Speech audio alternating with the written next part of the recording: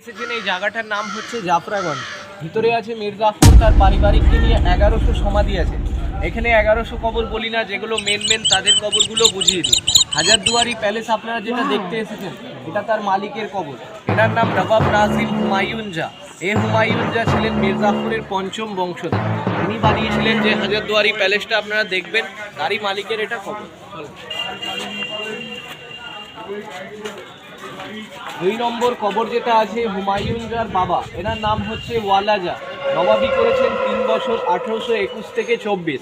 3 নম্বর কবর যেটা আছে হুমায়ুন জার কাকা, এনার নাম আলিজা। ইনি 11 বছর নবাবি করেছেন 1810 থেকে 21। হাজারদুয়ারির ভিতরে যখন যাবেন এসব নবাবদের ছবিগুলো দেখতে পাবেন।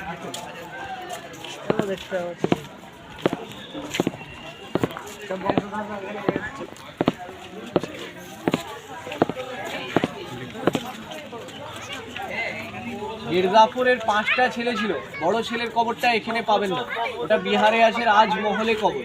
আর মিডিল লাইনে 4টে ছেলের কবর, মুবারকদুল্লাহ, সরফদুল্লাহ, সাইফুদ্দুল্লাহ, নাজেমউদ্দৌলা। এখানে পাবেন 4টে ছেলের কবর। একটার কবর বিহারে আছে রাজমহলে, উনি বাজ পড়ে মারা যান।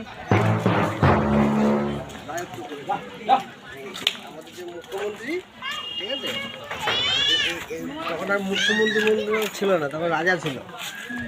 এটা হচ্ছে মির্জাফরের কবর, সামনে সাদা কবরটা, দুই পাশে হচ্ছে দুটো কাকার কবর, নজাফি, মাঝখানে মির্জাফর। মীর মোহাম্মদ জাফর খান, শর্ট নাম মির্জাফর। 1757 সালে মির্জাফর নবাব হয়েছিলেন। 1765 সালে মির্জাফর মারা যান। 8 বছর নবাবি করেছেন। এটাই মির্জাফরের কবর। মির্জাফরের বাবা, এনার নাম সৈয়দ আহমদ হুসেন নজাফি। এরা নজফ দেশের লোক ছিলেন, এখানকার না, এই কারণে এদের টাইটেলটা নজাফি। মির্জাফর মুর্শিদাবাদে 3টে বিয়ে করেছিলেন।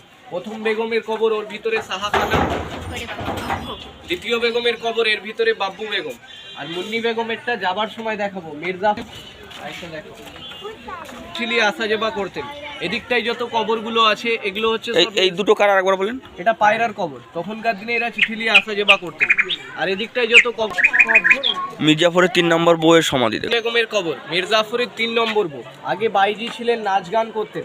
তখনকার দিনে ব্রিটিশ সরকারকে 90 লক্ষ টাকা মুন্নি বেগম দান করেছিলেন, একটা স্কুল বানানোর জন্য আর একটা মসজিদ। ভিতরে কবরটাই মুন্নি বেগমের। যাবার সময় বলবেন আপনাদের গাড়িওয়ালাকে ওই স্কুল মসজিদটা দেখিয়ে দেবেন।